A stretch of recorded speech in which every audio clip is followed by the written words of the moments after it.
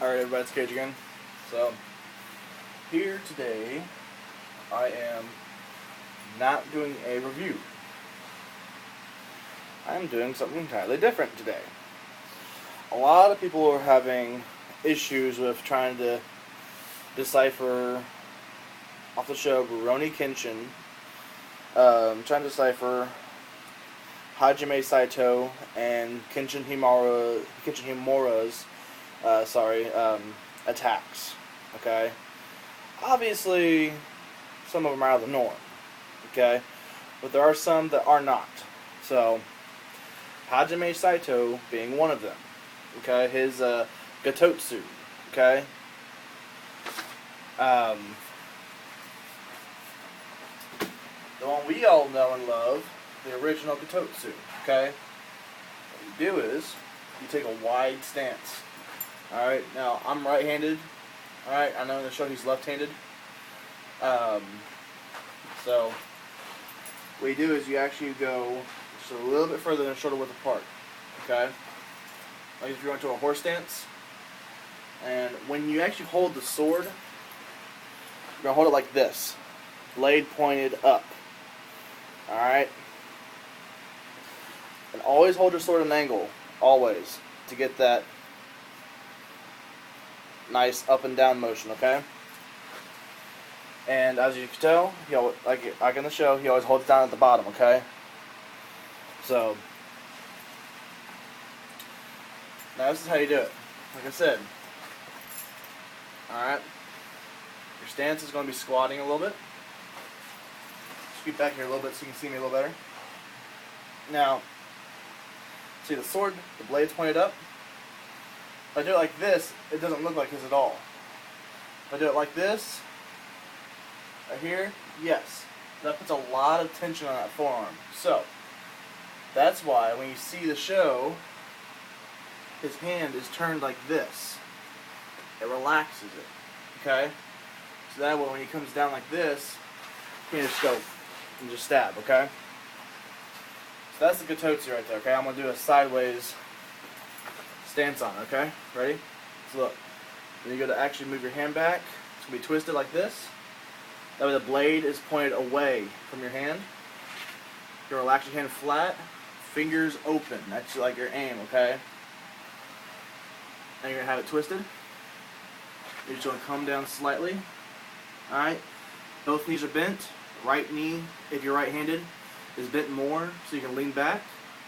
So that way when you go to charge, you get that that push off, okay? And your left knee is bent slightly, almost like as if you're going in for a stretch. You know, you lean off to the side like you're doing a stretch. I don't know the stretch's name, but anyways, it's kind of like that. But both knees are bent, right knee more so that way when you come up, you go for it. And you'll always, once it's like this, from the side, once your hands turn, you see the blades turn like that. The reason why he has it like this, it relaxes the whole entire hand. If you do it like this, you'll feel the burn in your muscle from where there's a lot of tension going on there. So when you're doing this, you turn your hand slightly as you move your left hand away to stab. And the blade will be pointed up when you push forward. So you turn your hand.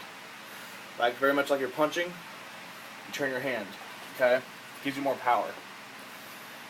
And like I said, the knees will be bent, so that way, like this, you get off into that good push off, okay? That is actually the first style. We all know there are 4 styles, okay? So, the very first time you see this one was when he was battling Kenshin in episode 30.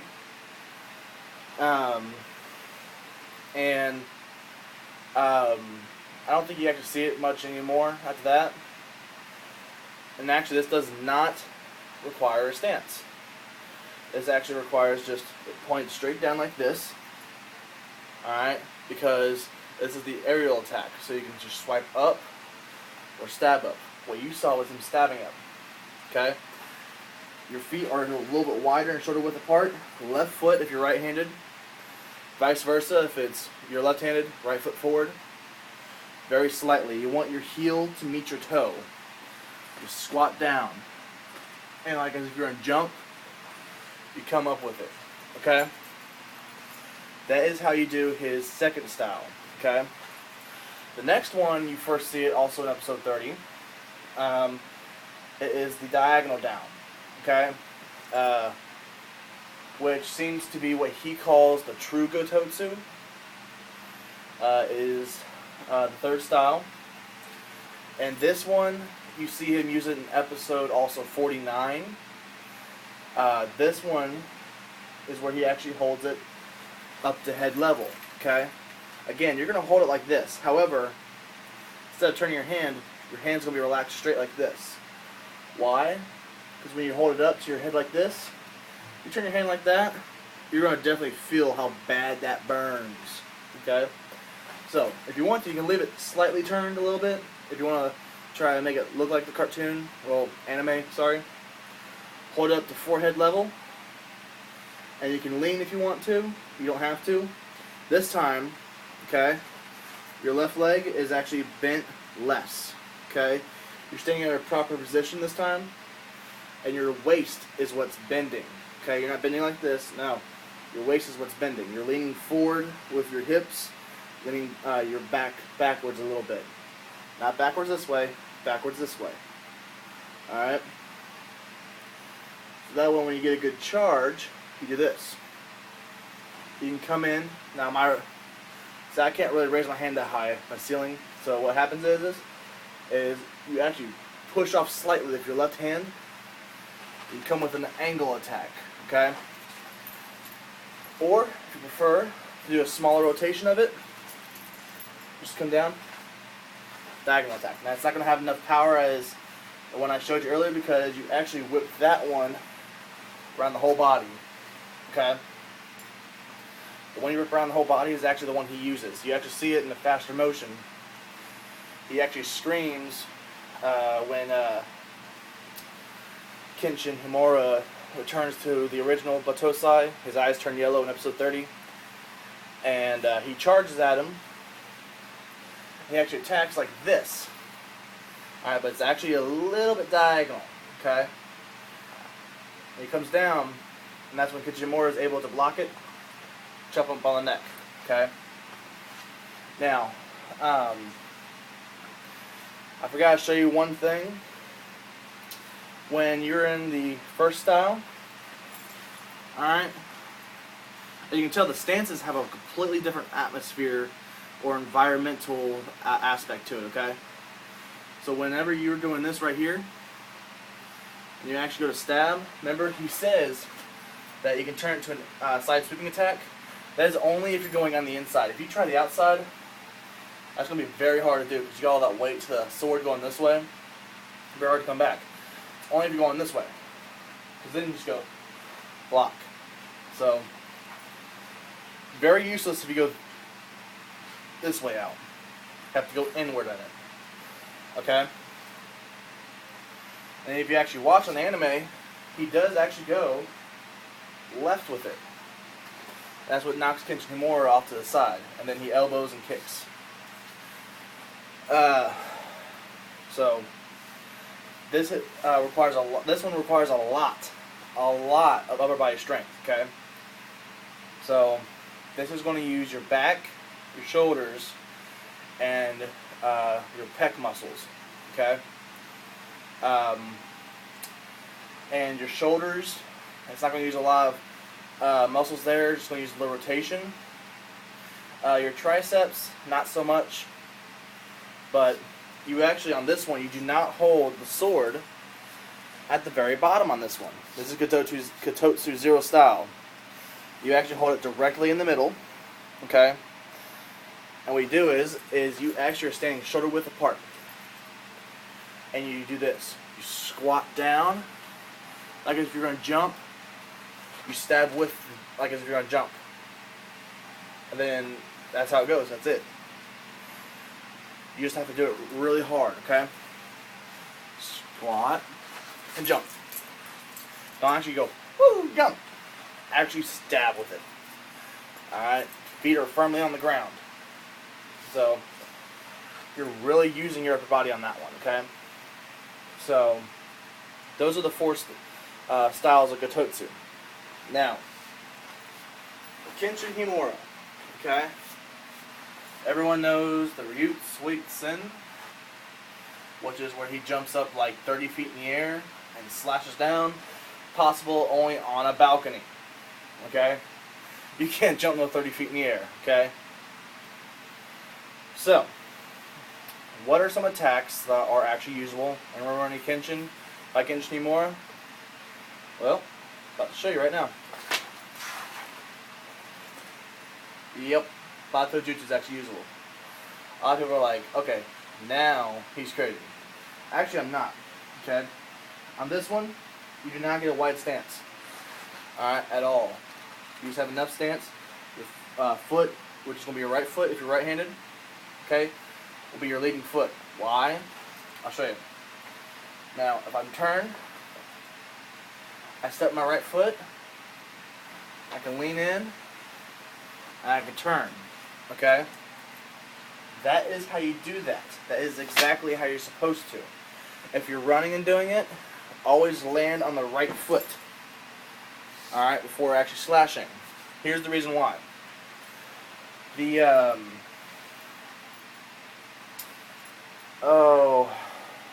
the Makakeru Ryu no Hirimeki, that attack uses the left foot. Here's the problem that samurai have figured out by trial and error. Bato Jutsu is very possible if you hold it. Now, on the show, they don't actually hold the sword. They actually grab it when they go to turn. You can do that easy, very, very easily. Okay? But, here's the thing. I like to hold the sword because I still ain't too skilled with it. I don't want to grab it and accidentally throw it. So, try holding the blade first, get a feel for it. Practice it for a little bit if you want. Anyway, so, after you run for a little bit and you land on your left foot and you're turning, here's the problem. I turned high, okay? Unless the guy I'm attacking is like 7 feet tall, that's not going to work. So, what do? Well, I take an even wider step my left foot, firmly plant, I come up at an angle. Alright, at an angle. Here's the problem with that. Samurai have actually cut off their toes because of the angle. So, is it possible to do it? Yes. Is it very, very dangerous? Yes. So, and once you do that and you turn, I just saw in episode 66, I believe it was, as he turns like this, his whole entire body turns with it at 180 degrees. So, how does he actually turn around a full 360? Well, he's using the momentum of his body, steps with his left foot again, and turns back again. It's all left foot movement in that, okay? Very difficult moves, okay? The Bato Jutsu is very difficult. The first one, very easy, okay? Forgive me if I don't know all the names to the moves. It's kind of hard to keep track. One move that could be possible is the Ryu Song Sen, used in episode 5 against Sanosuke Sagata, which is this. You basically tack, tack, tack, tack, you know. But the problem is like I said, it's possible. But is it highly likely? No. Because just going attack, tack, tack, tack, tack, tack, tack, tack, tack. How he actually has to start it off is he has to start here, stab, come back, attack, come back, attack, come back, stab. And then he comes down and attacks this way, comes back, attacks this way. He's using slashes. 4 slashes, 1 style stab. Okay? And it's supposed to attack the arms, the legs, and the heart. Okay? In episode 46, if you remember, there are 9 targets. The 2 arteries, the carotid and the Um, anyways, the 2 neck arteries, okay? And then you got both your shoulders. Then you got both the legs, okay? And then after that, you have the inner thighs, and the heart. Why the inner thighs?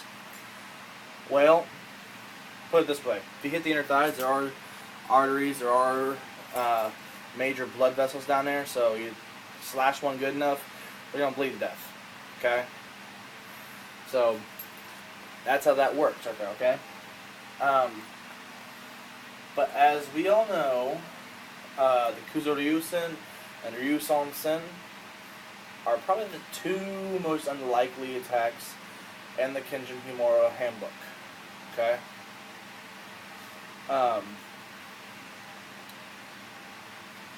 But in episode 7, he uses what was it? I can't remember what it's called, but it's a double Bato Jutsu. Where he's in a stance, and on this one he actually has his body more turned than he normally does. Because when he actually steps to attack, he has a wider step, so that way he can slide his left foot, and he literally just slides it. It comes down with a sheath. Okay? For a double Bato Jutsu. Now in episode 43 you saw a double Bato Jutsu, okay, by Seijiro Hiko, which was, he actually attacked like this. Alright? Because they usually attack down here. This is the defensive part of your sword. This is the attacking part. And he grabbed his sheath to be able to attack, because he was blocking with his sheath. And Kenshin Himura says this is the reverse style. Okay? Or the alternate style in Japanese. Okay? So, very limited style moves though on their part. The Goryusen, which was just basically supposed to be a supersonic slash so hard that once met with the ground, it made a supersonic wave. Alright? Kind of like the Matoya Azuna. However, the Matoya Azuna, if you watched, he stood there and just went like this. Alright? And then he just swung furiously, creating vacuums, which, with a sword, is highly improbable. Very. Okay? So, the most realistic of the attacks off the anime would have to be Hajime Saito. Alright? So, there you go. Have fun with it.